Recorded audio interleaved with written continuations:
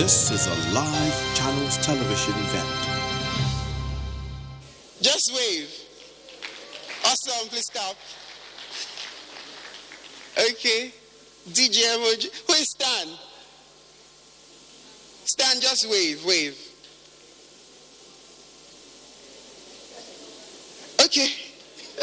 I'm sure the fan is online. Okay. Emoji came second. Please put your hands together for him. Thank you very much. At this point, the youths are being engaged in a quiz competition where questions are being asked and expectedly answers are being given. And of course, maybe there may be prizes. All right, it is one of the series of events to mark this year's Alauda's Investment Summit. It is the fourth in the series, as I've already indicated. The governor and other principal officers of the state government are already seated, and we are expecting to have speeches and, of course, roundtable discussions and other sessions. This event is also in celebration of the inauguration of Governor Godwin Obaseki and the Deputy Governor Philip Shaibu for a second term in office after the September governorship election. And the mega agenda. Of course, for 4 solid years, this government has made giant strides in terms of development that has been very, very measurable, visible impact that we have seen. And the youths, Your Excellency, have never had it so good. The opportunities that you and your government has provided and has continued to provide for Edo youths, we are grateful. And so today, this summit will be expanding on that and of course providing us information and discussions that will go on to create and expose opportunities to young people on how they can really be part of the mega agenda, making Edo great again. And so, Your Excellency, we are ready. We have the representatives of various youth groups here. Before now, I recognize Bishop Fabi Dahosa, who is here, a youth, very dynamic one at that. Can we put our hands together for him? And just before then, Your Excellency, the chairman of the National Youth Council of Nigeria, Edo State Council, is here, Comrade Obaseki. You would notice that I have recognized the youth first before we recognize others, because it is your day. And so we like to also recognize the presence of a very young and dynamic Chief of Staff, who is also a youth, Itan Uzamere. Can we put our hands together for him? And of course, the Honorable Commissioner for Youths. Can we put our hands together for the Commissioner? Now we want to make progress because youths all over the world are joining us today. Youths all over the world, Your Excellency, are joining us today via Zoom and all other social media platforms. And so permit me now, so that we can set the ball rolling at once, by calling on the focal person, social investment program, Osayuwame Alad Deshelu, to come and quickly introduce the panelists as we go straight into the business of the day. Please, you can do better than that for these youths. She's a youth too, as you can see. Welcome. Thank you. Thank you. Your Excellency, the Executive Governor of Edo State, Mr. Godwin Obaseki, the Honorable Speaker of the Edo State House of Assembly, who is here present, the Head of Service of the Edo State Government, the Commissioner for Youth and Sports, I would like to stand on already established protocols. I would like to constitute the panel for today's discussion, and I would like to first start with the moderator of the panel, Isimeme White.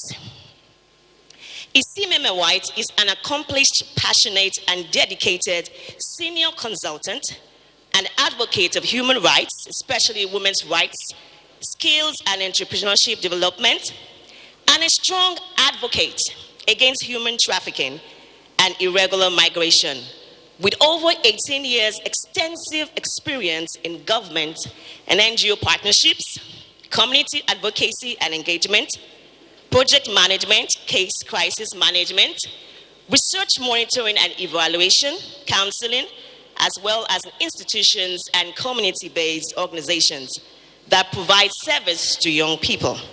She is the founder of Genius Hub, a social enterprise, and chairperson on the board of Genius Hub Initiative. She also serves on the board of the Conference of NGOs Congos in Edo State and the Lady Mechanic Initiative. She has worked on several projects funded by the UK Cabinet Office, the FID, which is now called the Foreign, Commonwealth and Development Office.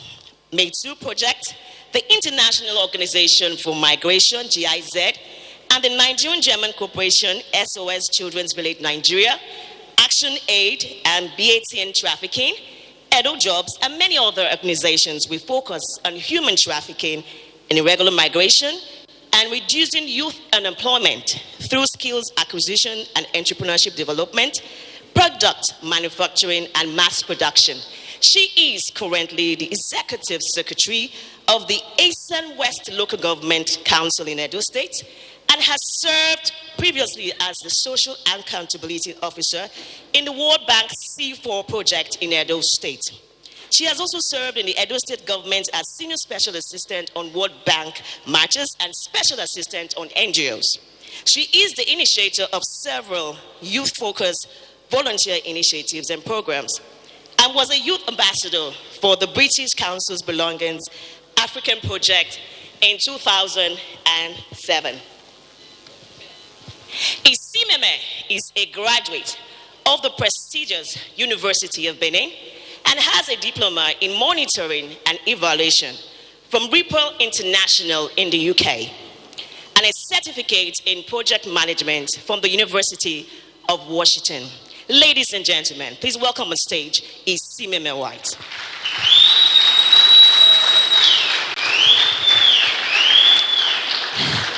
Thank you. Please put your hands there. Keep clapping until she gets to the stage.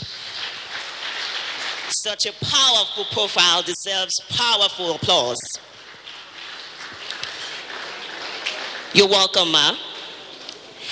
The next panelist is Umodame Ilevauj. Udame is the head of Tracker, a community tracking platform developed by Budget Foundation in 2014. In his role, he engages with citizens to create empowerment programs that allow communities in Nigeria to tackle ownership of government projects executed with public funds. He has worked on several projects funded by Open Society Initiatives for West Africa, OSIWA, UNDEF, MAP, Folk Foundation, and Omidep networks to improve citizens' access to government and drive reforms in key government institutions and federal and state levels. Udome was selected as one of the 2019 Obama Foundation Leaders Africa, recognized as one of the 200 emerging leaders from across the continent, exploring new ways to take on the biggest challenges in their communities and change the world. Also in 2019, Udame was awarded by the Association Citoyens de Rousse in Morocco for building capacities of youth to monitor public finance. Udome was selected as one of the 2020 mentors for We Are Family Foundation in the United States of America, supporting programs that promote cultural diversity while nurturing and mentoring the vision, talents, and ideas of young people who are positively changing the world. Udome aspires to see a future where community projects across Africa will be properly executed for the good of Africans. Ladies and gentlemen, please welcome Udome Ilevaoje to the stage.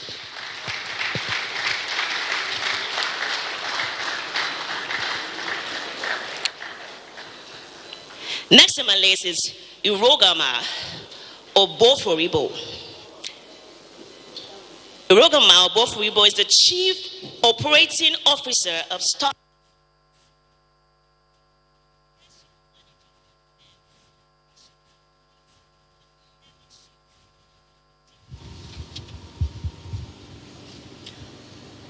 The panel of panelists being constituted there, and we're expecting to have discussions on getting in the driver's seat, how youths can transform passion to political powers. That's one of the lead events for today. Also, there will be your role in the mega vision to be taken in a fireside chat with His Excellency, Mr. Governor Godwin Obaseki.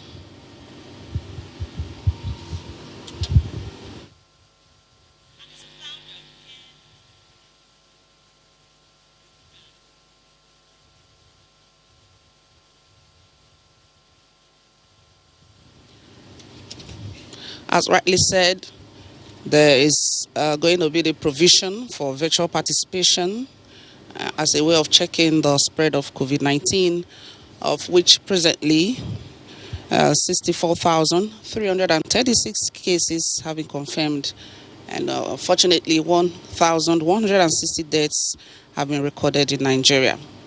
And in the world, it is running into millions.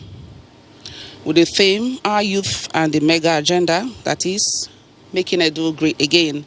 This event is an avenue for government to evaluate how the state government's policies and programs have impacted the youths.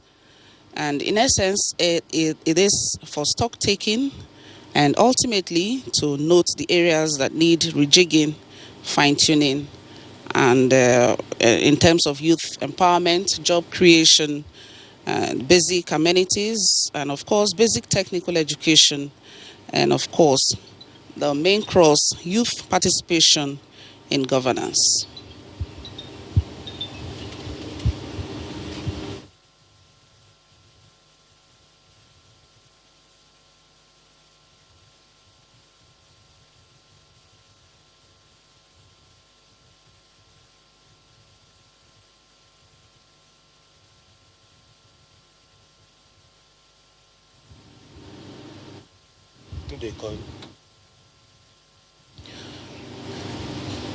Deliberation here will also focus on youth and their role in nation building, taking Edo State as a cue. Governor Obaseki, in his first tenure, has never hidden his passion towards the engagement of the youths in gainful ventures, making their lives more purposeful by putting in programs and policies and encouraging them to channel their energies through gainful means, through innovations, and of course the setting up of the Edo Innovation Hubs, training of youths, artisans in various skills of human endeavor.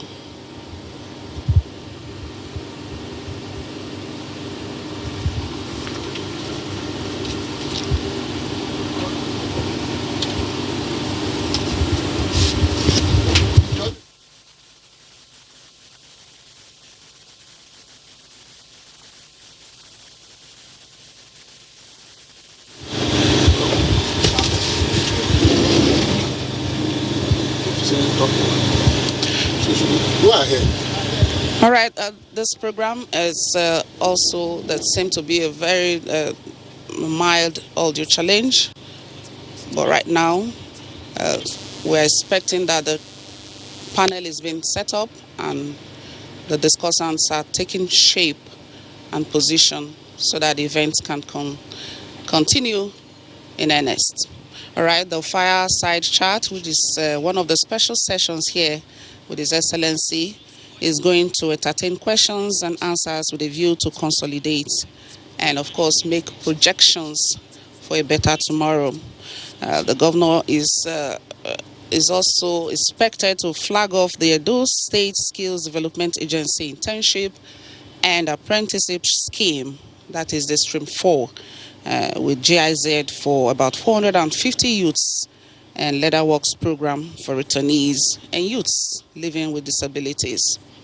He has always had this passion to engage the youths, especially the ones from Libya, making Edo one of the best, engaging the youths, taking their minds off negative ventures and making them have the right step in life.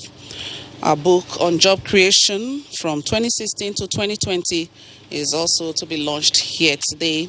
And it has a title, a very interesting one for that matter, How We Did It, Transforming the Youth Through Skills, Entrepreneurship, and Innovation. What a very wonderful one. Obaseki is on a new mission to increase women's political representation in Nigeria.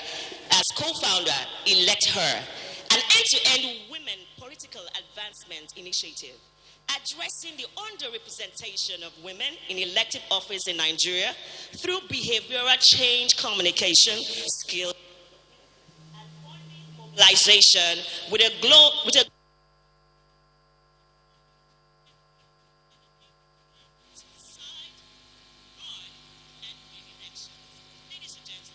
welcome on stage Obaseki George Organ.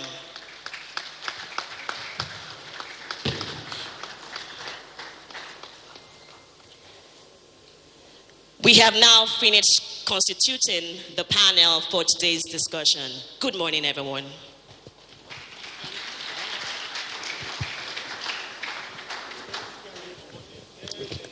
Excellencies, the Executive Governor of Edo State,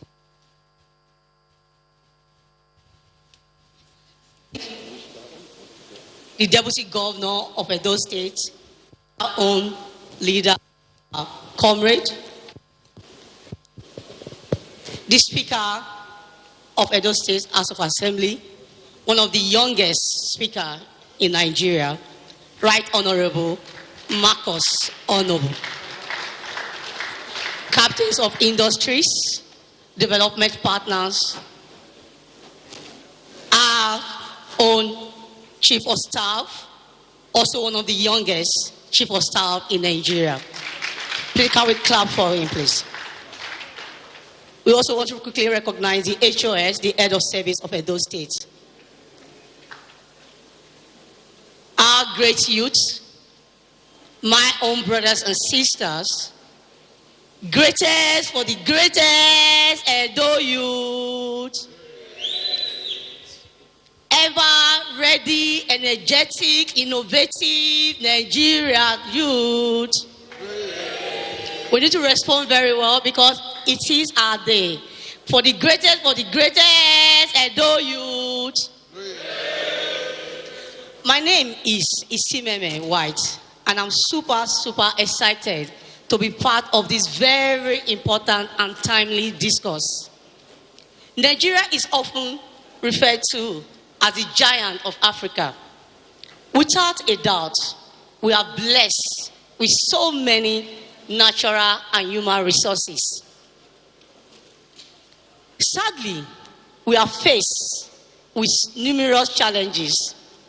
In the midst of all these challenges, the youth are largely undermined in governance and in policy-making structures.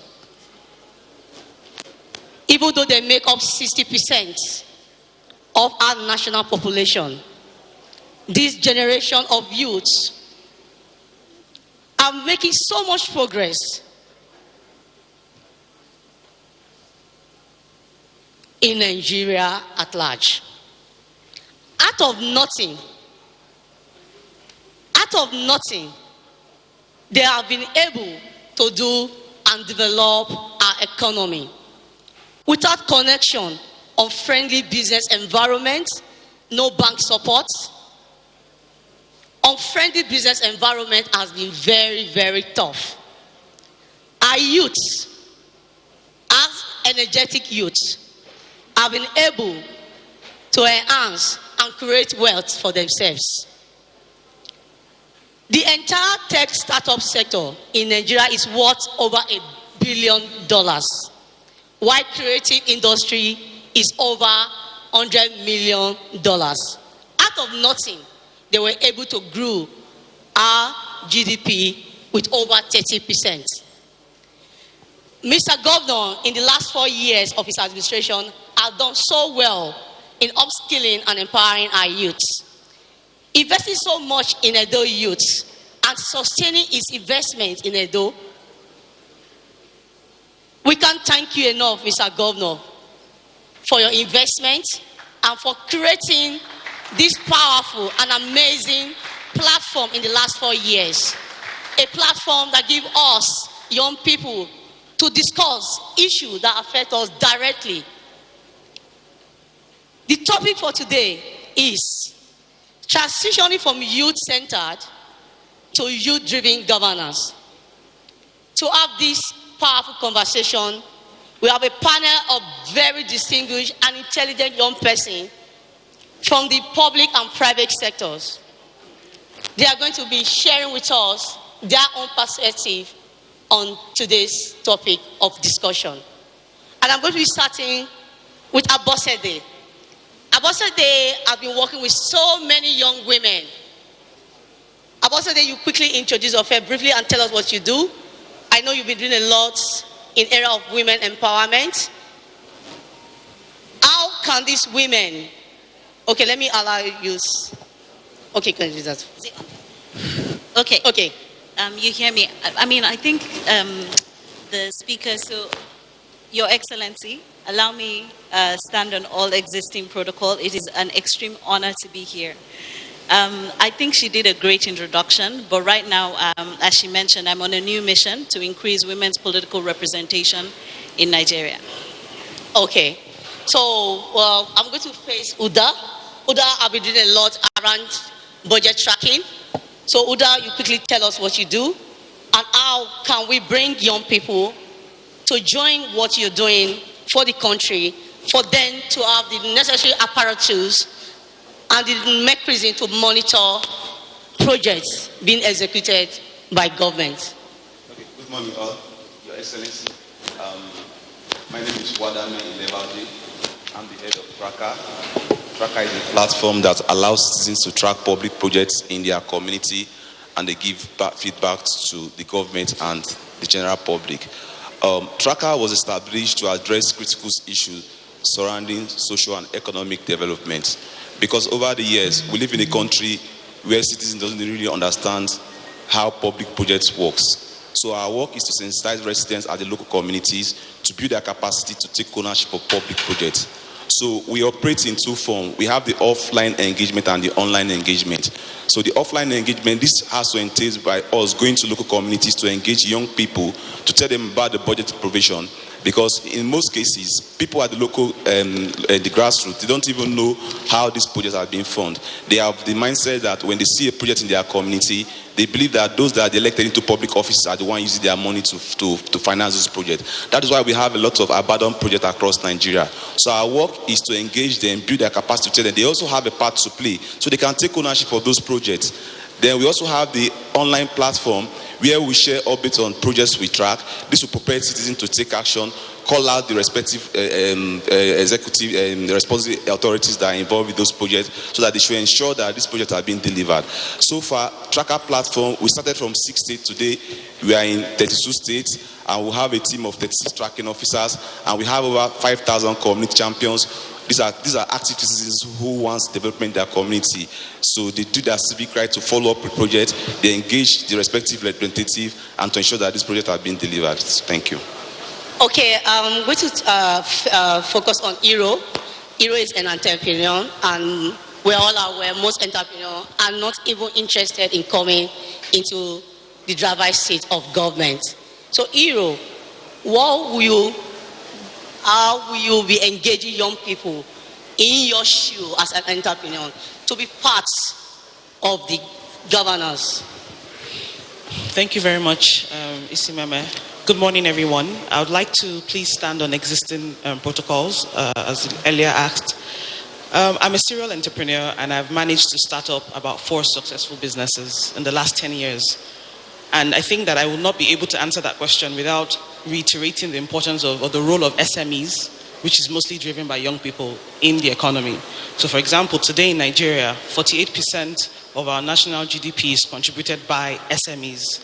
SMEs also account for about 96% of businesses, and 84% of employment is created by SMEs. So if you recognize that SMEs are extremely critical to your nation's development, and SMEs presently are being driven by young people, it's tough to say that as a business person or as an entrepreneur, you will not be part of governance or with government, even if you're not in government. So I wouldn't say that I'm not interested in being in government. I'm interested in being part of government in terms of policy development, policy implementation, and basically economic teams and driving solutions that can be effective and help governance be responsive to citizens' needs.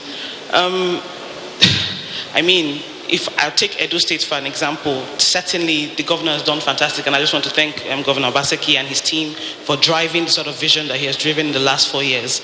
I never would have imagined that Edo State would become industrialized, and we're gradually seeing that happening. Presently today, I'm working with Ukunebo. Yes, I think that deserves a round of applause. Today, I'm working with Ukunebo to set up a cosmetic manufacturing plant in Edo State. I would never have imagined that 4 or 5 years ago. In December, I was speaking in front of the governor of Akwa Ibom State under the PEBEC platform. And I challenged him and I said, sir, we're getting to a point where states are becoming competitive for businesses. It's not business as usual. Young people are looking for where they will thrive because we're entrepreneurial by nature. We're passionate, we're creative, we're innovative. We've been brought up in a digital age and we're bringing that to bear. We're also developing SMEs and businesses that are socially enterprise focused. So we're seeing businesses that are coming in with a social focus of either the climate or environment or training or human capacity development, or mass production like you and I discussed earlier. So if you don't begin to compete as a governor to ensure that the young people in your state are given a platform where they can thrive in terms of their entrepreneurial spirit, then your state is going to be left behind. And I'm proud to say that from Edo State, we're seeing that happening, but there's still more that can be done. And I'm leaving some call to action, maybe further on during the conversation, for both the young people as well as the governor and his team. Thank you very much. Thank you very much, Ulo. Now, we're going to take Mr. Daniel. Mr. Daniel, we want to know the common mistakes young people make. What are the common mistakes they make, and how can they rectify those mistakes before coming into government? The common mistakes they make, please.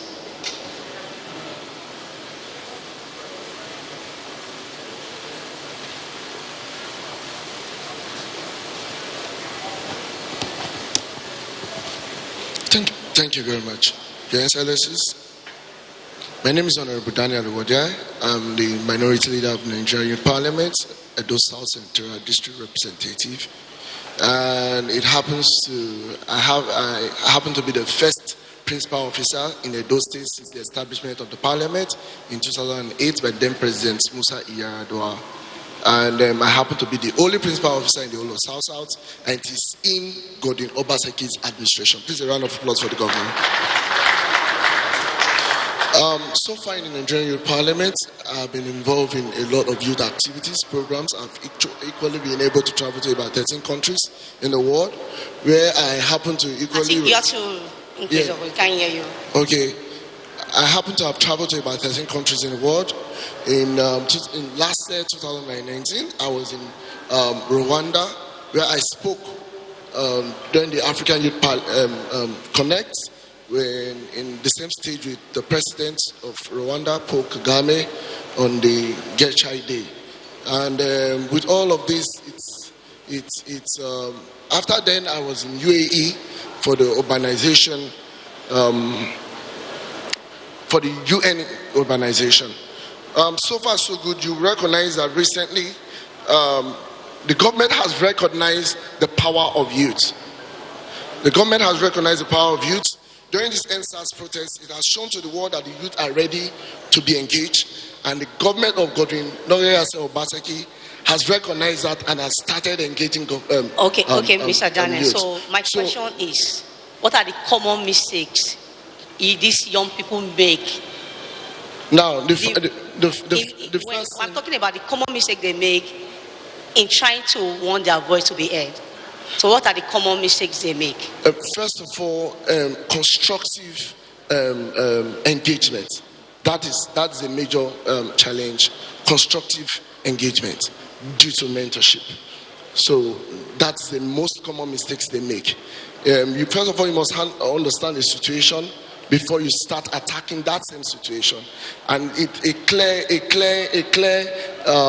example of that is just the NSAS protest. Engagement. So that's a major thank you, Mr. Wajale, Honorable Wajale. Now back to Obaseki. Obaseki, you've been working with women to have. You've been working with women to give them a voice in politics, in governance. So what have you been doing, and what can you advise? We have a lot of young women among here. What would be your advice for these young women? So thank you very much. So the interesting thing is that women and young people often fall into a category as minority groups. And there's no significant difference, oftentimes, when we look at governance. So if you're looking at parliament or the executive or the legislature, oftentimes where there's a lack of young women, then there's a lack of young people as well. Okay. Can you please narrow your answer to the youth now? Yes. Now you've been working with women. Yes. So how can these youths? Exactly. So that's why I made that point, to say that whatever it is that we're doing with women actually applies to young people, right? Because they fall into the same category of minority groups. So what can young people do? And I know eventually we'll have an opportunity to say, what can the government do? But I think that what's very interesting about the Edo State example is you already have an enabling environment. That's oftentimes sort of the foundation. Because if you do not have an enabling environment, you cannot even start to engage, like Daniel said, or to do all the other things. So what can we do? We're in a moment in time where nobody can convince any young person in this room that they are the leaders of the future. We've gone past that. You are the future, you are the leader of the now. It is your moment. So when you have a moment, what do? You seize the moment and you take opportunity. So that's the first thing. But then how do we move from a moment to a movement? And I think that we saw it in Nigeria recently, that youth have capacity to come together, to organize, to mobilize, using technology as the driver and the enabler for that, right?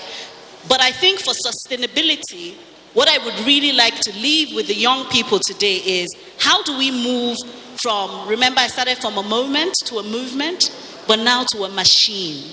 And I did not say to a machinery, but to a machine, to a well-oiled machine. Think about machines and what they do.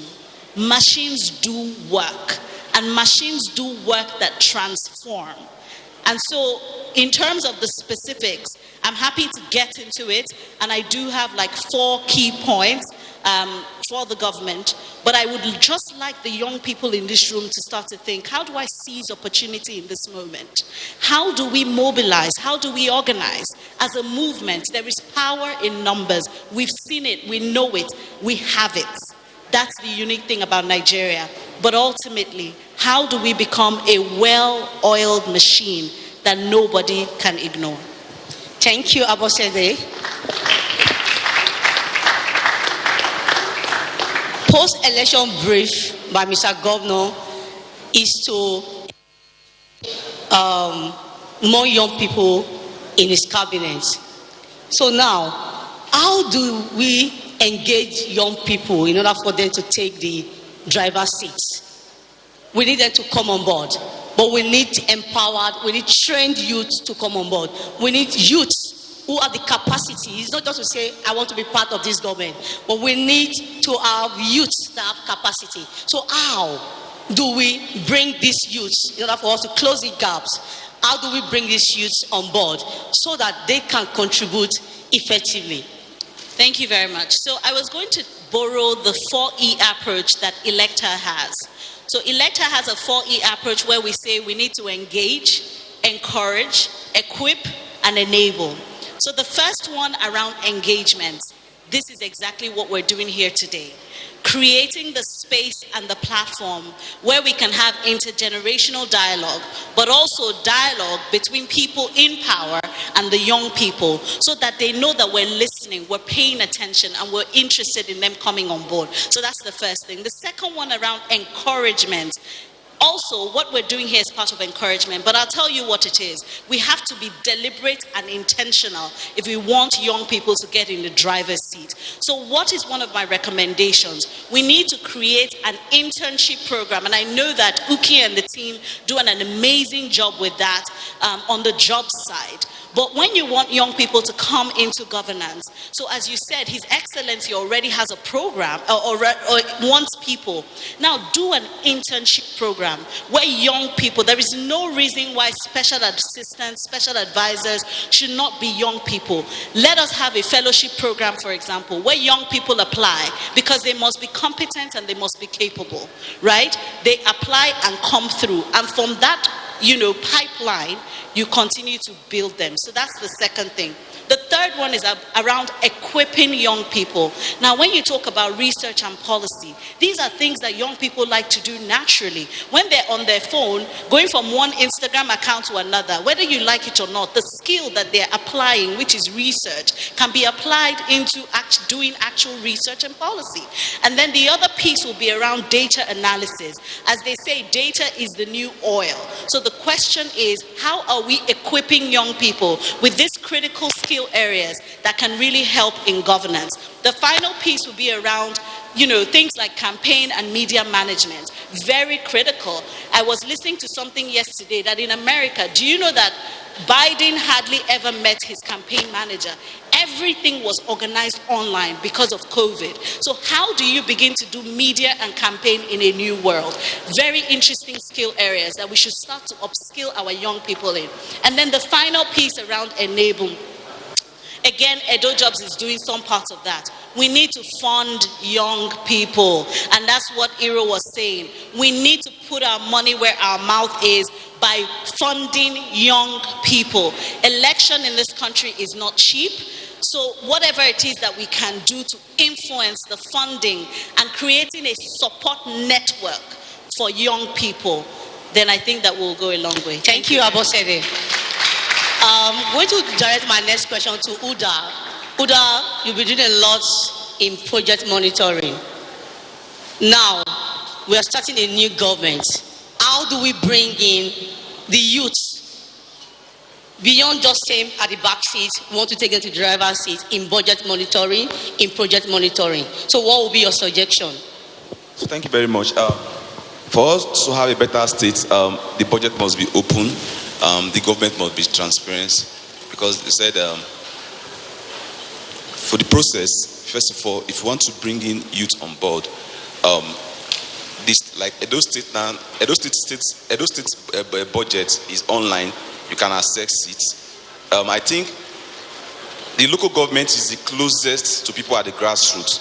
So I think I also use this avenue to also beg the governor, if he can appeal to local government chairmen, they should also open their books, because of charities begins at home. So if I should want to track the budget, let me start from my local government. We have 18 local government in Edo State, and these are people that they live in local communities. Young people live in local communities. They find it very difficult to come down to Benin. So I think their local government is the closest place to them. So they should start from their local government. At least they should go to their local government to know what project are they going to implement in my community.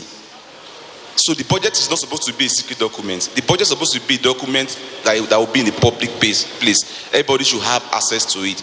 So if local government budget can be made public, it is very easy for for young people to go to local government council to say, okay, let me look at the project in my community. Because we live in a system where citizen needs are not captured in the budget. We live in a country where there's a very low level of citizen participation in the budget process. And these are the setbacks, these are the things that cause underdevelopment in our local communities. If you look at our federal legislators now, 75% of projects they nominate into the budget, these are empowerment. And the word empowerment is a thing that will just meet your immediate needs, that does not have a last longing solution. You see a lot of keke nape, a lot of hair drying machine, a lot of all these things. And on the long run, if you look at the distribution process, this thing have been challenged to maybe a party member or this. But I would advise to see institutions where capital projects like building of schools, building of health centers, building of roads and water projects will be captured in the budget. Why do we have all of this? Because there is a very big disconnect between the people and those that are elected into office. So if we want inclusive development in our society, I think the youth should be carried along right from the implementation stage of the budget and also the monetary stage. And I also advise they should also do an hackathon where they can come up with ideas to train youth that are willing to track projects, or they can also use our own platform. We have a community platform that you can enroll on, and you report projects, and you can also follow up with projects. So these are the only way I feel the government can assist the youth so that they will have inclusive participation in the budget, and this will also bring an effective service delivery in local communities. Okay, thank you very much. Our youth can take their time to study the mega agenda. You can go online, take your time and study the mega agenda. Iro is planning to do a lot with Edo State. And how will you go about implementing your plan as a young person in Edo State outside working with Edo Jobs? So I think that if you look at the way business is done in Nigeria, there's a significant separation between business owners and the government, and it shouldn't really be, because there should be a collaborative partnership. I live in Rivers State, and I run businesses in Rivers State, and I know that I'm doing it on my own. I am not doing it, I don't think that the governor probably even recognizes the impact that my business makes, even if it's employing 100 young people, feeding maybe 200 families. I don't think that it's been recognized. And if coming into Edo State, there must be that sort of bridge where you're a business owner, and because we recognize that the output of your business will drive the agenda of the government. So the government that is responsive to its citizens is looking at empowering them, and the government does not create jobs. The private sector creates jobs. So the government's job is to literally just make the environment enabling so that there can be more improved private sector participation that would help them achieve their own agenda. So if you don't create that bridge, a platform, so you're setting up an economic team, and I'm saying that SMEs are driving GDP in your state or in your country. How many young people are in your economic team? I'm talking about decision making. So I hear you on cabinet formation and having young people, but they're going to execute a plan.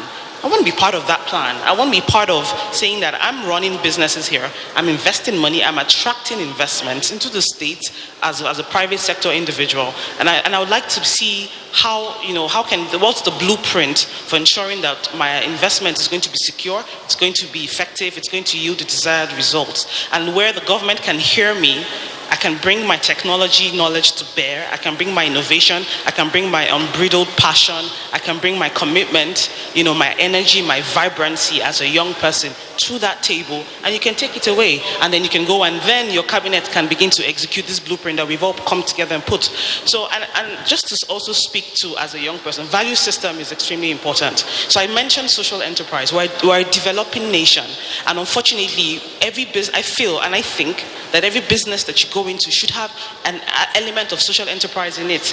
It's not just CSR, corporate social responsibility, but you're saying that I'm doing this business and I'm looking at the SDGs and I'm saying, how is my business going to help address these goals and attain them through the fact that I exist as a business. And I want to give that to the young people who are here today to say, don't go into business for profit. Go into business with purpose. Go into business with a very defined set of values that are giving back to your community. And you're not just saying, give me a handout. I want a hand up as well. So that's to the young people in terms of, so that's what I will be bringing. That's how I will be executing my business plan in Edo State. I'm thinking of the number of young people that will be employed. I'm thinking about the skill set. I'm thinking about the introduction of technology. Okay. I'm thinking about automation. Okay. And that's coming to bear. I'm sorry. Thank you. Okay, thank you, Iro.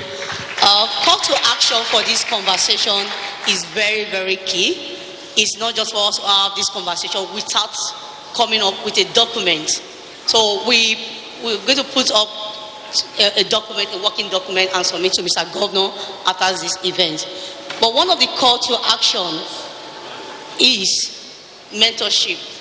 We want to identify young people in this hall, and I'm very sure that we have youth across the 192 wards present in this hall. So those who are interested in politics, you want to go into politics, but we don't want you to just go into politics without the right information. There's a desk out there where you can put down your name so that we can attach you to the proper mentor and for proper mentorship. Then for those who are also interested in entrepreneurship development, you can also put down your name outside. There's a desk outside where you can put down your name. At this point, we give the panelists to give us the last word before we close for the day. So we take Obaseki, please. Thank you very much. So I just wanted to remind us where we started. We started with young people and we will end with young people. Again, the time is now. If not you, then who? Nobody is coming to save us. And that's something that I hope that you have realized. And then again, because we are in Edo State, which has, again, an enabling environment, I just wanted to kind of echo Iro to say, government needs to leverage strategic partnerships, and I know it's already doing that. But there is a lot of value when we have multi-sectoral partnerships because of the potential for scale and the potential for scope. So we should be having committees or whatever it is with private sector, public sector, civil society, ensure that women are at the table, because the research shows that women have a redistributive agenda. And when you have more women, not just women benefit, but everyone benefits. Okay. Thank you. Thank you very much. Could you have less than a second because we need to take question from the others. Thank you very much. For me, I think what the youth really needs is mentorship. The House of Assembly has to create a more like a routine internship where young people can come as volunteer, learn how legislative duties are being carried out for the House of Assembly. For that of the executives, and for that of the executives, equally the governor has to create a structure where young people can volunteer and see how things are being done. I know Edo Jobs has been doing something like that. It's something that I know that if we have that, it will really encourage young people to be part of government. Thank you, Mr. Daniel. Your last word, please. Thank you. So for the young people in the room, I'd like to say, believe in yourself. Like I said, there's no better way to find yourself than to lose yourself in the service of others. Let your business or your entrepreneurial opportunity be one that is paying it forward and is contributing. So for the young people here, and for the government, I'm saying, we're here. It's our time. We're ready. We're capable. Bring us on board. Bring us on board your teams. Bring us on board your cabinets. Bring us on board. Engage us. Let there be more truthful, honest, effective engagement that is going to transform to results. You'll be surprised, on Twitter, the young smart minds, I'm sorry, I'm probably not going to get this opportunity again, the young smart minds that are saying, I will develop platforms for free for the government that would improve efficiency. Let's take advantage of that. Let's tap into that. Thank you. Thank you. Last word, please. Okay, thank you. So I believe that the transformation of Edo State is in the hands of the young people. Sure. So let's have this mindset of, let's make sure that we ensure that we engage our elected representative, ask questions, demand service delivery in local communities, and we ensure that the public funds works for the good of the people. Thank you very much. Okay, thank you very much. Key points we need to take home: internship, mentorship, project monitoring is key for us to be at this driver's seat of this government. At this point, I want to say a very big thank you to all our panelists. Thank you very much, Bosse. Thank you very much, Daniel. Thank you very much, Iro. And Udawa, thank you so much. Thank you, Edo State. Thank you, our youth.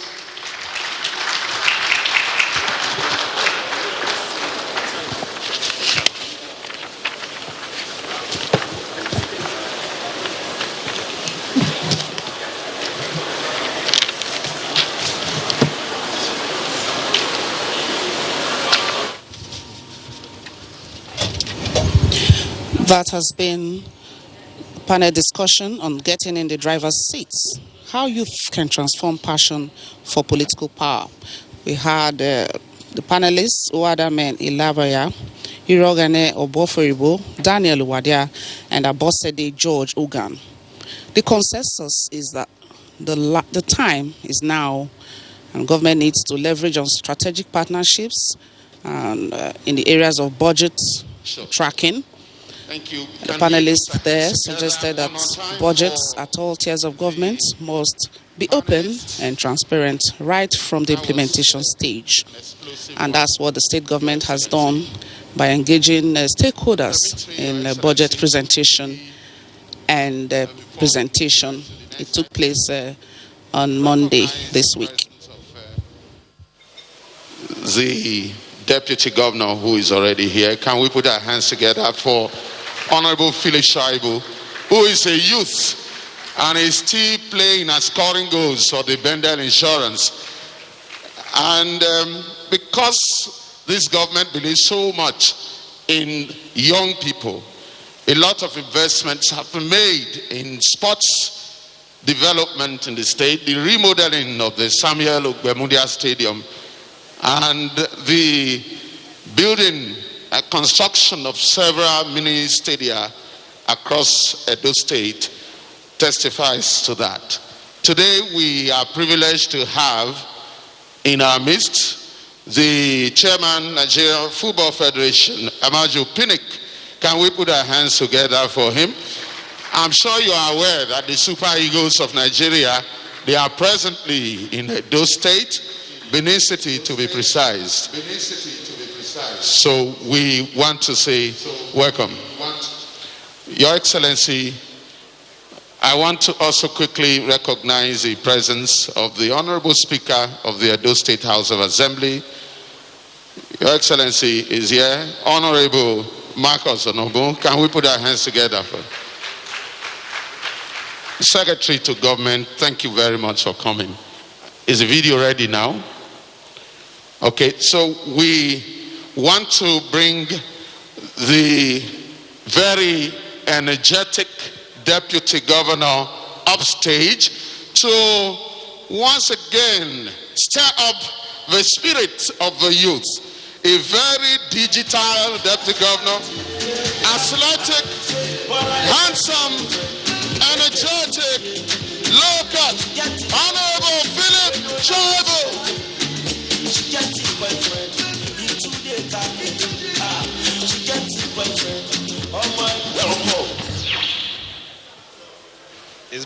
It's putting me in campaign mode again.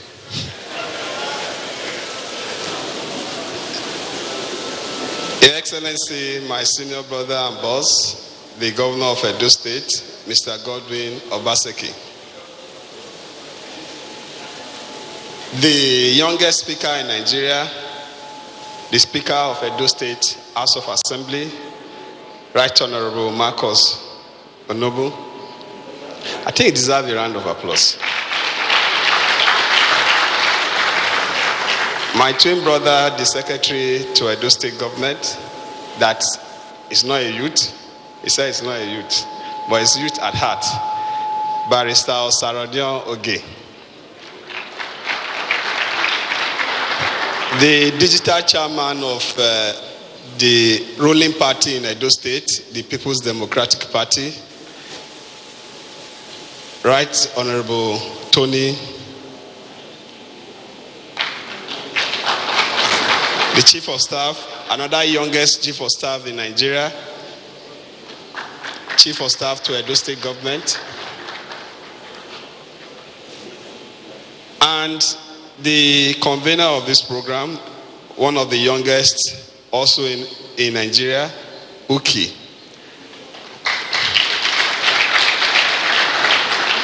The head of service, I think, is also one of the youngest head of service in Nigeria. So you can see it's youngest we are dealing with in Edo State. No oldest. Mr. Governor, I want to stand on already established protocol so that I can just move on. Great Edo youth. The youth are not here. Greatest Edo youth. Of the greatest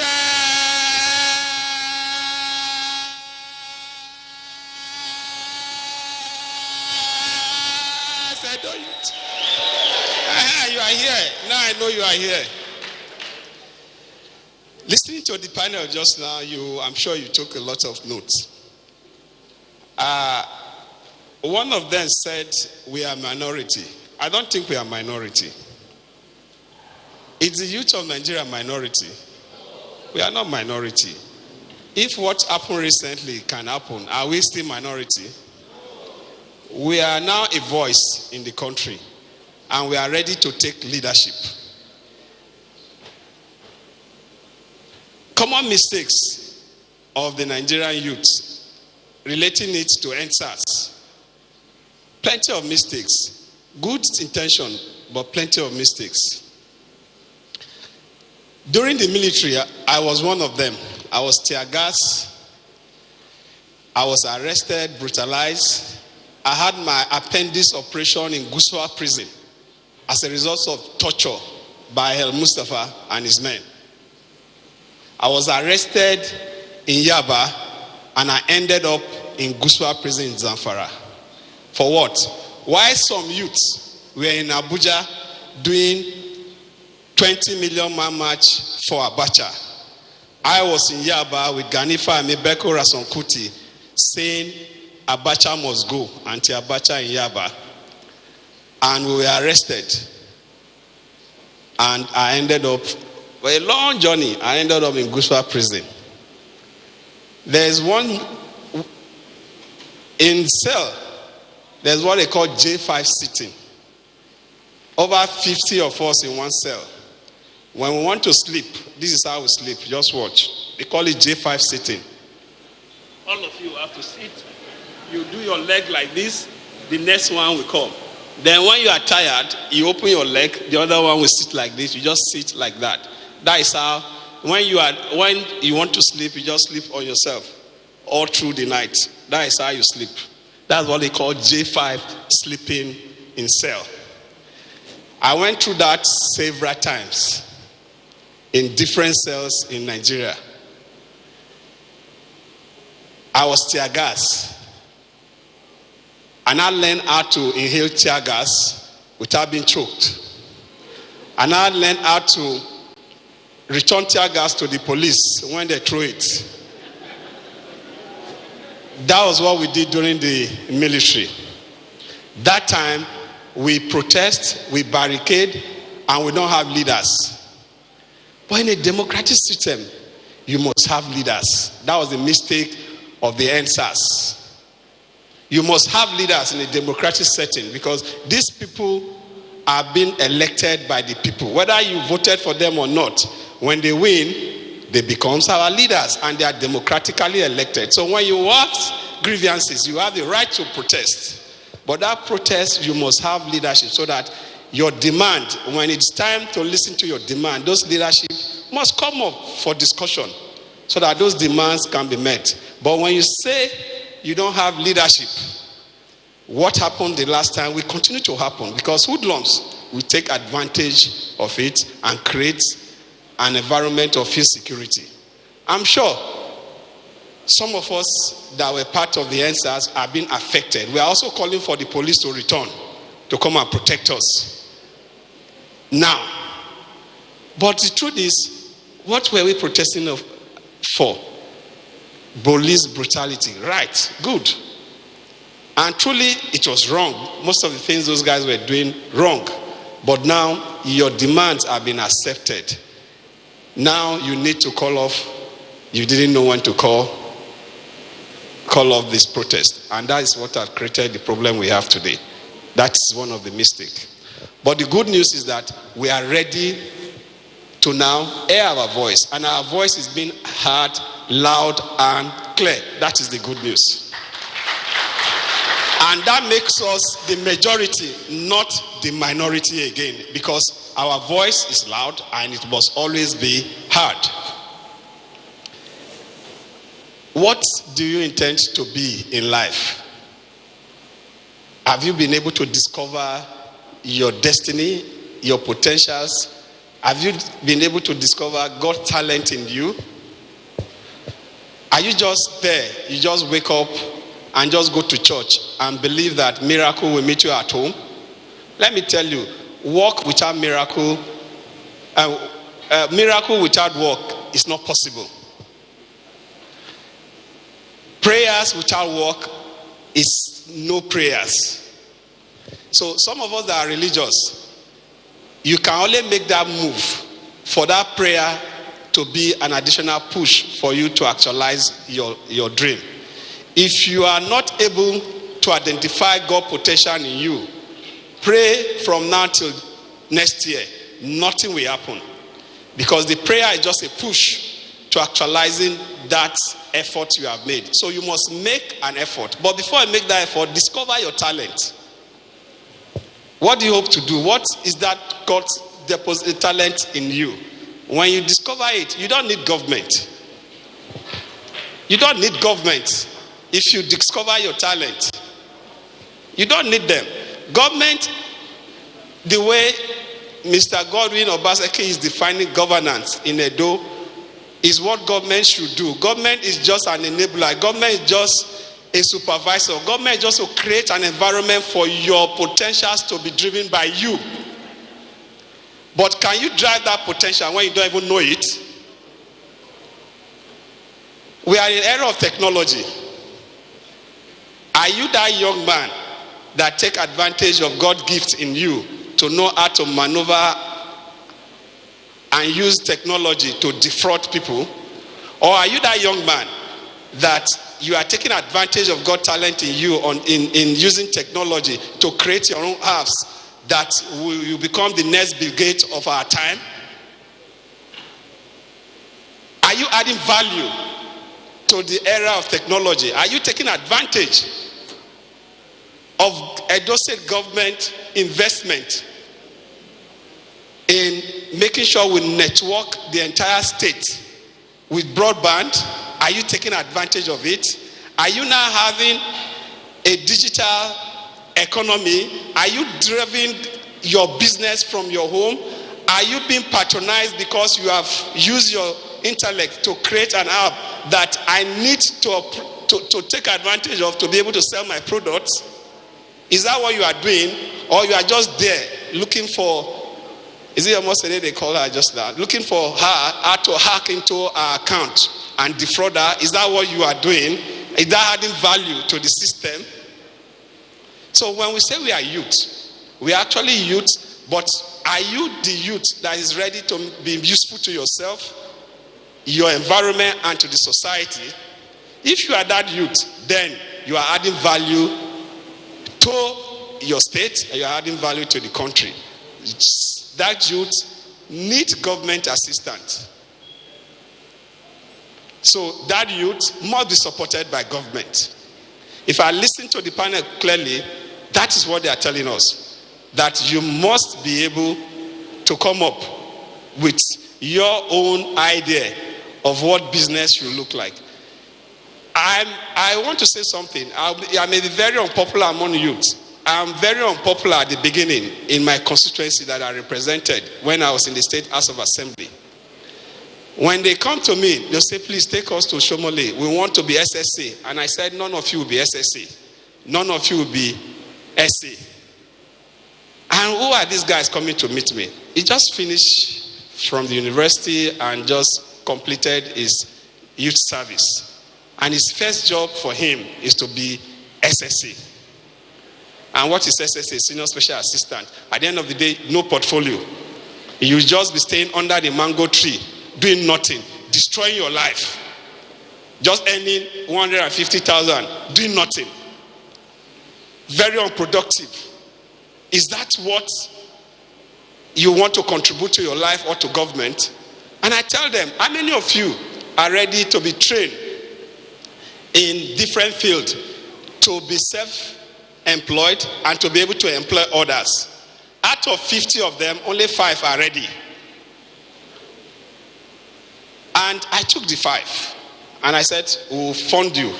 And I funded them.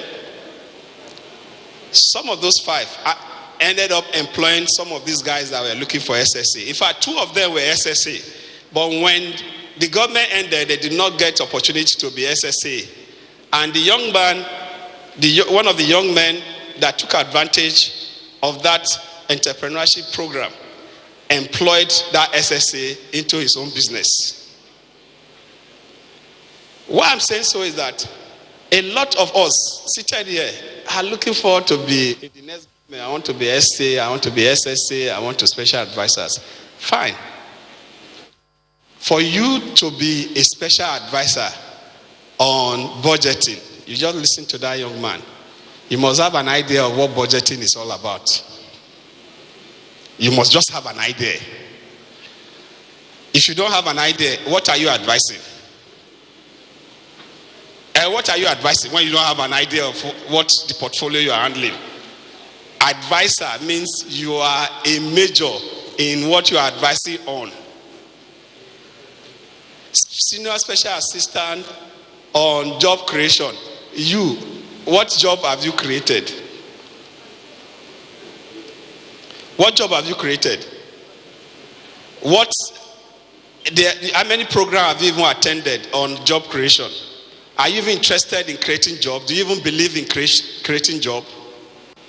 So, my young men and women,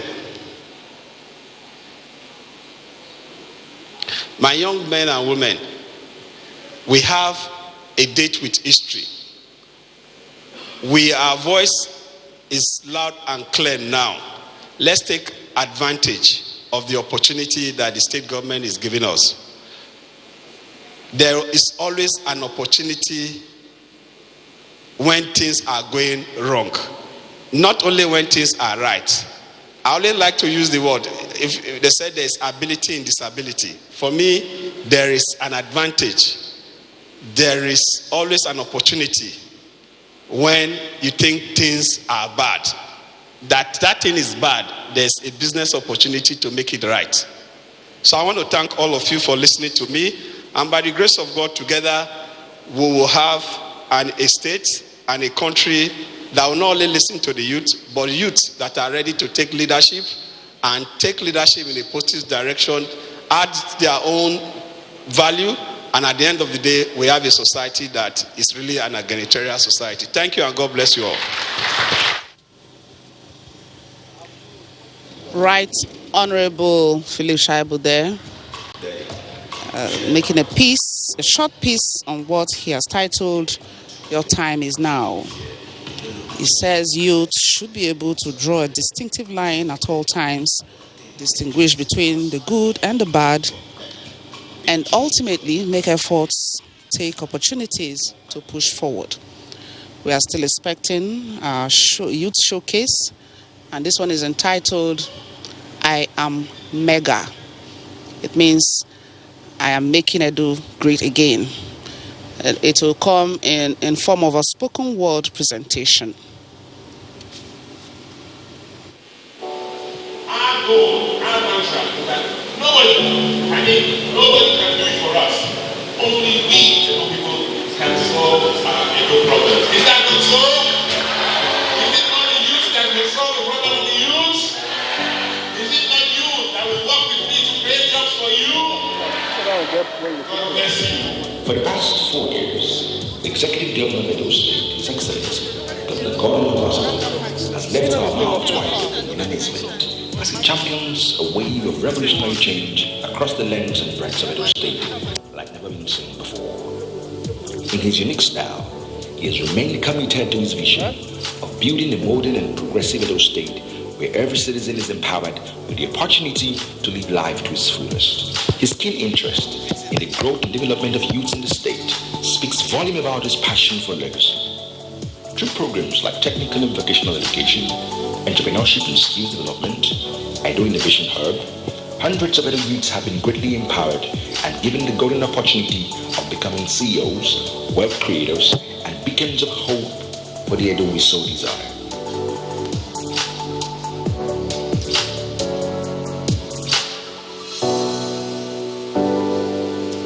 This stuff coming to Benin is mind-blowing, and I can't wait to see more amazing projects come to Benin City, more openings, more A-list actors being produced from Benin City. I believe because there's a lot of talent here, we just need to harness them and then showcase them to the world. I've always loved Governor Obaseki. I know he's a very, very, very bright man. I'm so happy with it. With this, he has my 100% support. The impact of 4 years of good governance can last a lifetime when it goes beyond giving us good roads and infrastructure to giving us the capacity that makes us unstoppable.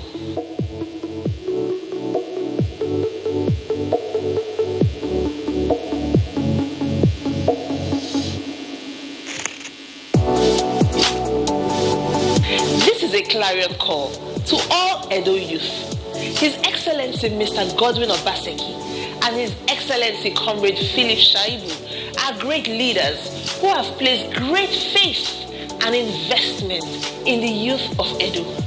The question is this: are we ready to partner, collaborate, and engage with government in a way that drives forward the agenda to make Edo great again? Rise up, young leaders, and take your rightful place, because this is the time. Edo is the place, and you are the one that will make Edo great again.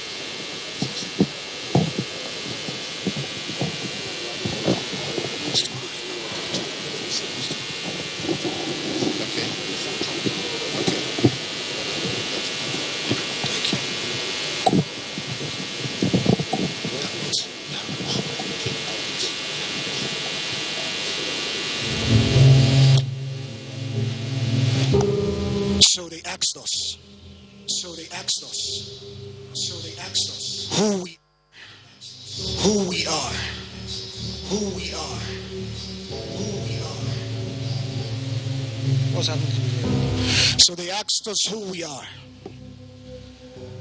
And we told them, we are a bloodline flowing from 1,000 heroes, kings, queens of the Edo Kingdom. We are a generation of generating hope like lightning streaming through a dark cloud, pulsating through the air. So call us the heartbeats. Beating rhythms of our youth, showing to this world that we are futuristic in our thinking.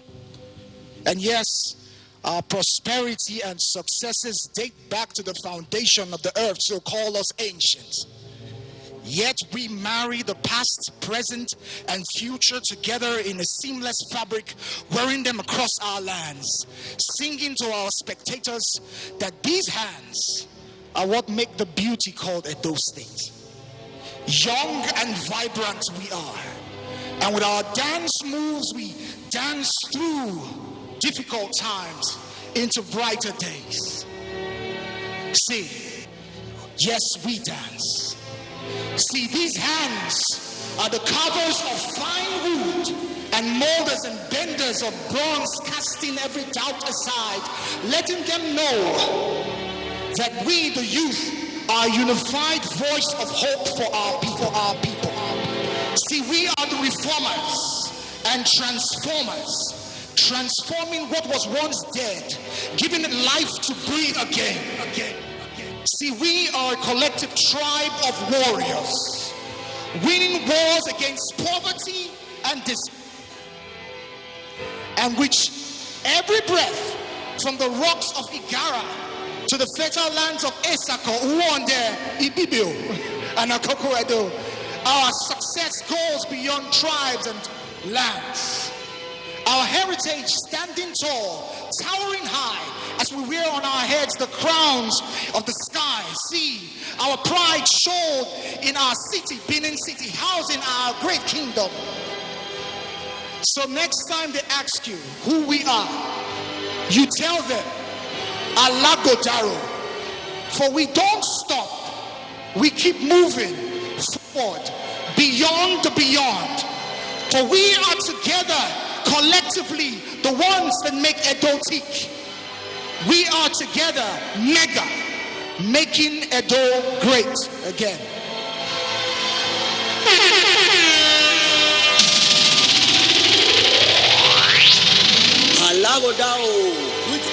Indeed, we are together making Edo great again.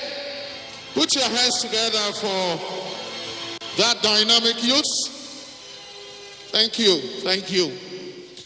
Permit me to recognize the presence of the mother of all of the youths in Edo State, the First Lady of Edo State, my own mother, your mother, our mother, Bessie Obaseki.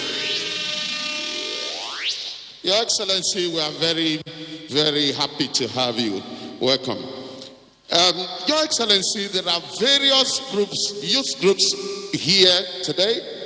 I'd like to quickly mention that our very special go-getters, the returnees from Libya and some African countries and even Europe, they are here. Can we celebrate these go-getters? Please, if you are here, can you rise and let's recognize you? Yes, they are. Thank you. Go-getters. Okay, I can see some of them here, Your Excellency. Put your hands together for these special ones. We also have here youths living with disabilities. In fact, let me rephrase that. Youths living with abilities. Can we put our hands together for them? Some of them came here today very early with special, even with wheelchairs, clutches and all that. Some were carried here, Your Excellency. They are not just giving up. We also have GOSG group. Can we put our hands together for them? We have OSM. OSM, are you here?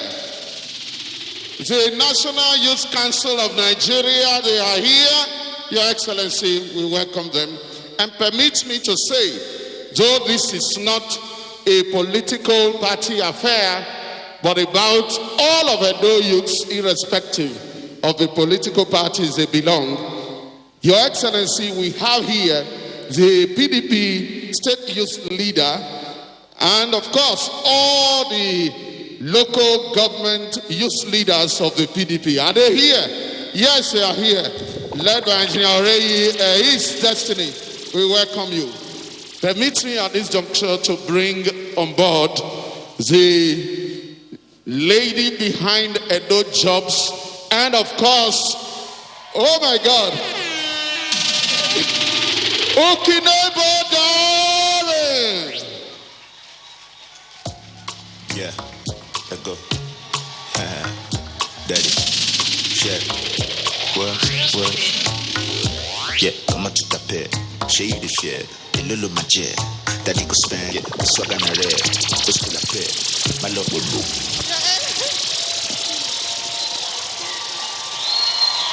Your Excellency, the Executive Governor of Edo State, Your Excellency, Mr. Godwin Obaseki, Your Excellency, the Deputy Governor of Edo State, Comrade Philip Shaibu, please allow me to stand on existing protocol and thank everybody for being here today. We're going straight to a very interesting part of this event. Now, nobody is unaware. I believe nobody in this room and those watching online and those at the overflow area, nobody is unaware of all the things that have happened in Edo State in the past 1-2 years. And Your Excellency, as we began to plan this summit, young people everywhere, messages, calls, all sorts of advocacy. We want to pick his brain. We want to talk to him. We want to gist with him, sir, because you have inspired young people. And Your Excellency, the Deputy Governor, have inspired young people. That's why we said this summit, we want to hear from your heart. How many of us were so amazed by what the Deputy Governor said here today and actually sat down on our stage? Let's put our hands together for ourselves. He will only do that for the youth. He won't do that for anyone else. So, today, we're about to go into what we call the Fireside chat with His Excellency, and we have cast our net wide to get young people from different spheres and different fields. From different spheres and fields. Have questions for Mr. Godwin Obaseki. They want to hear from him, they want to learn from him, and I'm sure everybody wants to hear what he has to say about the burning issues on our hearts. So, without much ado, I'll invite the discussants who will be having the chat with His Excellency, and we will invite His Excellency on stage. So the first person I'll be inviting is the spoken word poet who just gave his rendition. His name is Mr. Philip Asaya. Please let's put our hands together for him. If you watch African Magic, then you definitely know him as Kali, the bad boy on that show. And the interesting thing is that show came to Edo State thanks to the hard work of somebody who is also here today, Mr. Victor Agawa. Please let's just put our hands together for him. We have that show, African Magic show running, and we have Edo youth employed, and it is a very fantastic opportunity that we're grateful that Edo Just was able to partner with them. So the second person I'll be inviting on stage, he is an entrepreneur, she's a doctor, and I call her Zetu Naturals because that's the name of her business. Please, let's put our hands together for her. She's going to be asking His Excellency questions from her perspective as somebody who is interested in medicine, mental health, and as an entrepreneur. We also have with us, please, how many of you heard about Paystack? That sold about a month ago for $200 million. Just imagine what will happen to those young men, young Nigerians. And Edo State, we are producing our own version. Please, your own has to be $1 billion. So let's put our hands together for the co-founder of Dollar Pay and Edo Cash. So we have a tech. So take his number now. Oh, you don't know. And then we have another young entrepreneur. She's into skills development as well. She was an Edo jobber, she started her business, and now she's teaching other people. Please welcome Mrs. Queen. So we have different sectors represented here, but there's one that's very close to His Excellency's heart, and they are also very much interested in speaking to him. We have Dr. Ose, who is a farming consultant. Please let's put our hands together for him. All right. Okay, I will need. All right, please, I want us to please rise up to our feet as we welcome our exciting, inspiring, fantastic.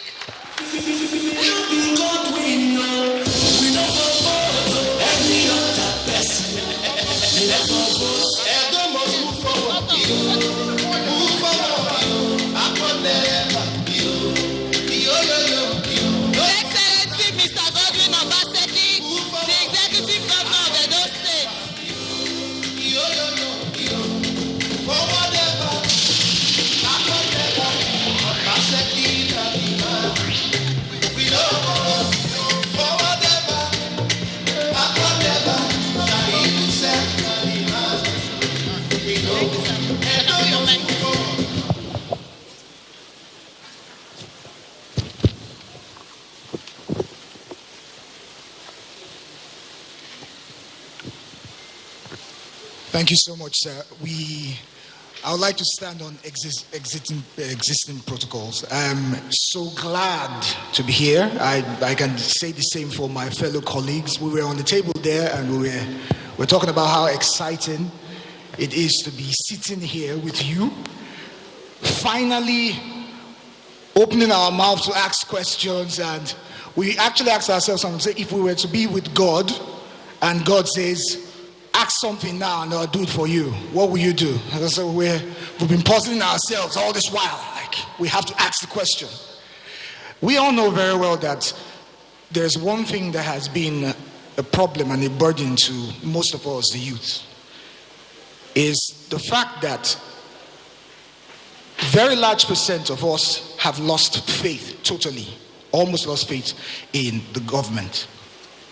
But we found a leader like you who came up to give us hope. Like we said, your re-election, most people who clamored behind you were not politicians. They were the average people. And it showed that you were one who resonated in the hearts of the common man. And so I'll start with my first question. And it's to you, sir. Understanding very well, sir, that you are someone that the Nigerian youths can mirror and want to become. We understand that there is a lack in mentorship when it comes to the young ones. We, the young ones, the youth, we don't find mentors in leadership anymore. But with someone like you being able to canvass the people who are not even politicians, it's obvious that we can mirror you. Do you have any plan to see how this form of leadership can, be replicated in our youths going forward in the future? Because obviously, if we have more leaders, it becomes easy for good governance to work well. Sir. Thank you very, very much. Great youths of Edo State. Great. Thank you very much. Where the starting point for all of us, we must understand that there is a design of the Nigerian state. That the design we have or we are operating today is one we inherited a long time ago from the British, where it was the colonial masters and the rest of us. 60 years on, we still have not fundamentally changed that design. And that is why you have this large level of alienation. And that's why you've had that disconnect between government and the people. And that's why we're talking about re-emphasizing mentorships. Because mentoring should be a natural process. It's like when you live with your parents in a family, you live with your uncles, your parents, you look up to them in terms of what they do. They ask questions of you and try and correct you and direct you in the way you should go. But if there is a disconnect in that family, then you would not have that relationship to benefit from the older ones who know what to do in the family. That seems to epitomize and explain the Nigerian state. And so for us in the last 4 years, it has been, how do you open up government? How do you redesign government so that the people in government begin to understand they are not there for themselves. They are there for the people of the state. That when they call you a public servant, You are actually meant to serve the public, not yourself and your family. So that redesign is what we are working on. And if you think back, even from our empire days, even from the Benin Empire days, there was a design for government that benefited everybody in the community and the society. We have to return to that if we are going to make Nigeria the country it should be. Specifically, mentoring will naturally come when government is open. When government has systems to attract the right people into government to work for the people. Not when only those who have special privileges and advantages can have access to government and the treasury. So once that redesign is done, then you'll find out that the process of reaching out to everybody, reaching out particularly to the young ones, opening up their minds, because mentoring takes two forms. It's about explaining things to people, but also behaving in a way they look up to understand what to do. So it's work in progress, and I have said by the time we begin to constitute the next government, it is going to be very, very different from where we're coming from. The good thing about young people and working with young people, they are not afraid to try. They are not afraid to fail. So we want to bring a lot more of them into government, because you have to build a whole class of leadership. What we have now is very thin, right? I can provide leadership, I can provide mentorship. Members of my executive will be able to do that. But how many are we? That needs to be replicated across the board, because you have leaders across the board. We want to develop leaders at the state, at local governments, and private businesses, and in your wards, in your units. Every community, every aspect of life produces its own sets of leaders. And once we expand that base, then we'll expand the basis for mentorship. Thank you so much, sir. Thank you. Speaking of some of the things you've been doing, I know Dr. Khadijat, who is in the public health sector. I know you have some questions for him. We're already puzzling on that one already. Good afternoon, Your Excellency. There's been an establishment of the Edo State Primary Healthcare Development Agency to enforce standards and regulate the operations. Now, my question is, in tackling communicable diseases, how do you intend to key in the youth in changing the narrative of increasing of the reduced visits to primary healthcare centers with simultaneous reduction in the burden in secondary and tertiary healthcare institutions? That's my question, Your Excellency. Thank you, Khadija. What we found in Edo and in most parts of the country is that when you talk about healthcare, the first thing people do is, where's the hospital? They equate healthcare to hospitals and hospital buildings. They don't realize that healthcare is a system.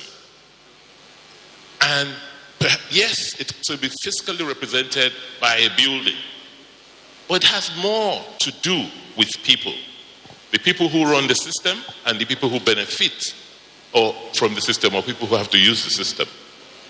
So what we have done in Edo is basically to just follow the simple logic that in designing a healthcare system, you have to take the system to the people.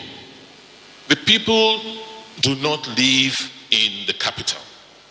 The people live in their communities, in their local governments.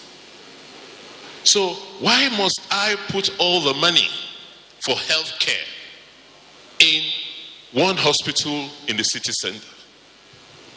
that does not address the challenge of healthcare across the state. That's why primary healthcare is the basis for any healthcare system. Every community should have a facility where when you are ill, you can go and get checked. In fact, the goal is that you should have a facility at most 5 miles from where you reside. And so what, in designing our primary healthcare system, we say, what are the problems we had in the past? We have almost 400 or so primary healthcare centers, in quotes, in Edo State. The state will build.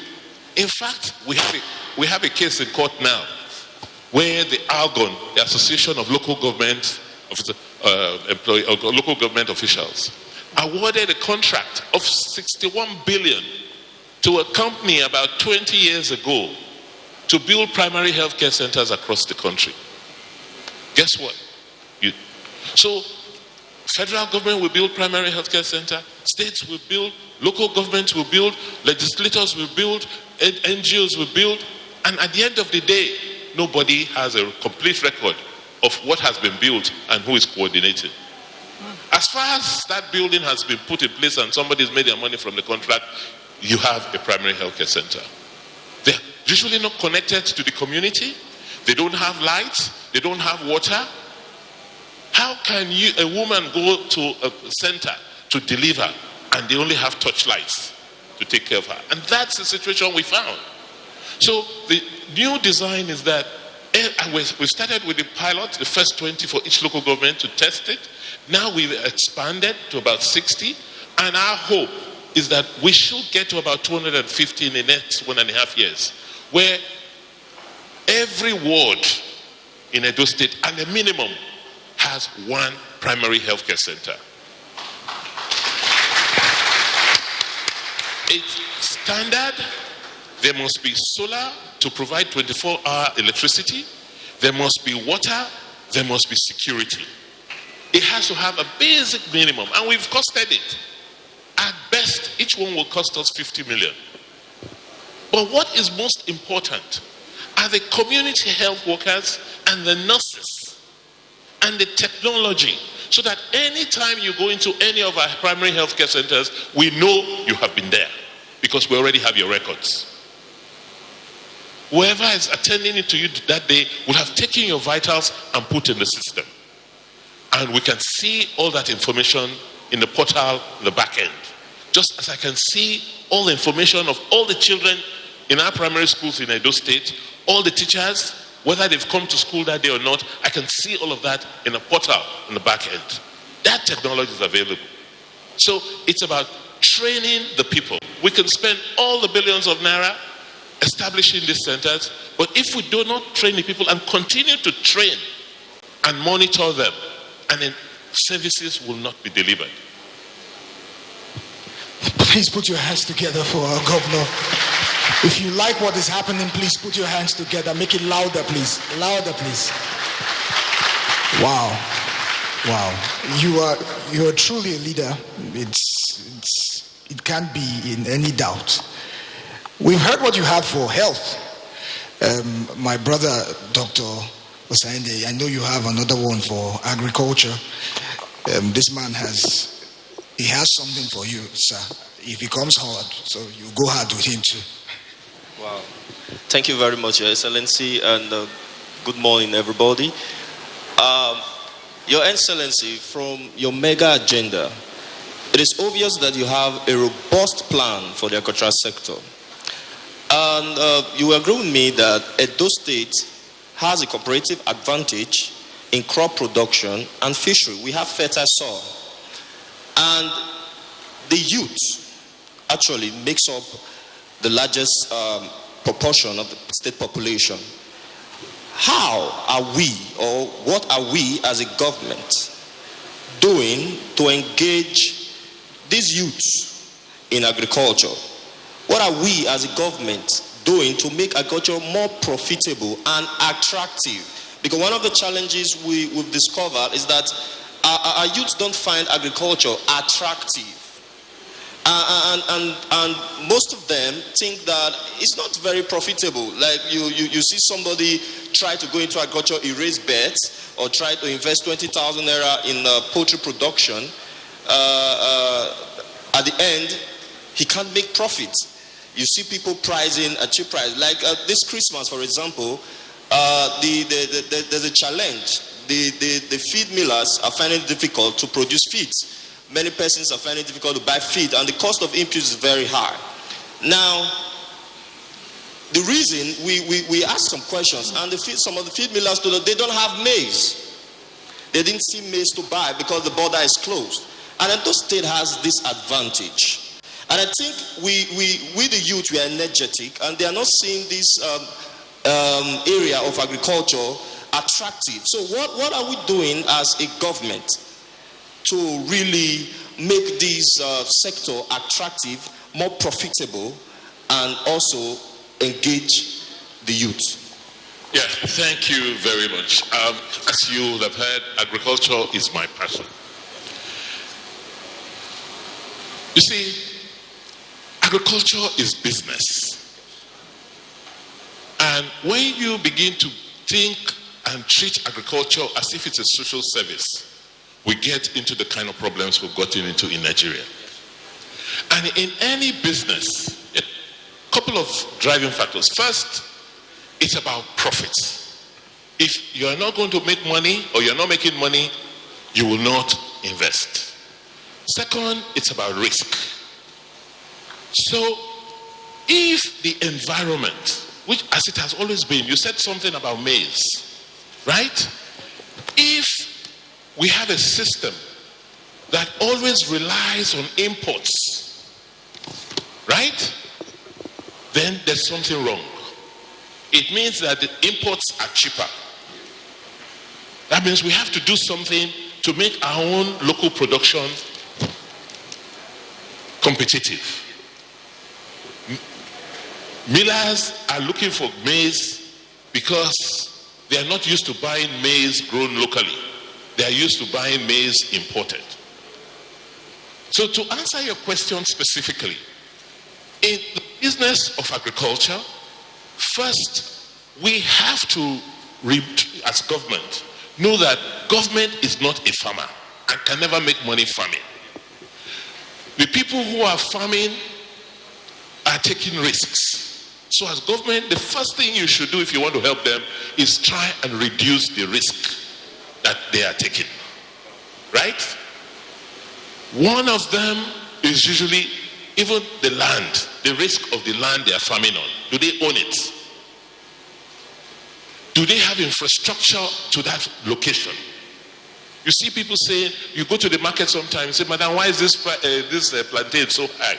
You say, we don't forget motto, bring this food come from farm, from village to the market. Because the roads are not there. The transporters will charge what they need to charge to keep their fleet operational. What about inputs? What about the knowledge? You used to have extension workers who go from village to village, from farm to farm, to meet farmers and advise them and help them and show them what to do so that their yields can be high and they can make money. But most importantly, what about offtake? If I grow 5,000 birds today, who will buy from me? And at what price will they buy? So rather than government trying to raise money to get into the business of agriculture, you have to understand the value chain. You have to understand the risks these people face, farmers face. Remove the risks as much as you can or reduce them. And you see more people will go in because they can make more money. So, like I said, what we are doing in Edo State is to try and de-risk those aspects of agriculture that used to hinder people from farming. Make agriculture attractive by removing the risks. If land preparation is your problem, we have prepared over 10,000 hectares of land in different parts of the state. Come and rent from us I'm not dashing you because you won't give me your profit. And for those farms, we've put infrastructure. We will help you with inputs. We've gone to Central Bank. We have taken money from Central Bank for Anchor Borrower. We've taken money from for CATS, the Commercial Agricultural Credit Facilities. We took 5 billion. As I speak, we've not spent 3 billion of that 5 billion because we're looking for real farmers, people who are serious, people who are already doing something to give them money. But the way we've operated in this country is as if government money is free. Once you just talk about an agri program, everybody rushes there to take the money and they move on. So we will continue to work hard, identify real farmers, remove the risks for them or reduce the risks, and make farming and agriculture a lot more productive and profitable. Thank you. Reducing the risk. Reducing the risk.